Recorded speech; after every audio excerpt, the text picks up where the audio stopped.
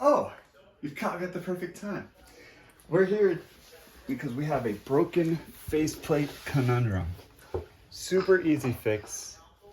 All you need is a screwdriver, common screwdriver, and a wall plate. You can either buy a box like I did because I'm cheap, and when you buy in bulk you save, or you can buy them one at a time. This is it. Common wall plate. You just open it up,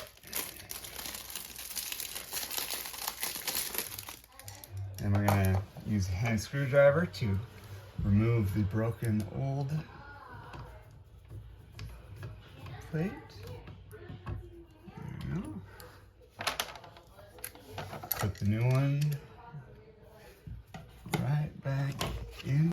So we just screw this baby in so it's as flush as it can be, since this is an old house, and you're done. Have a great day.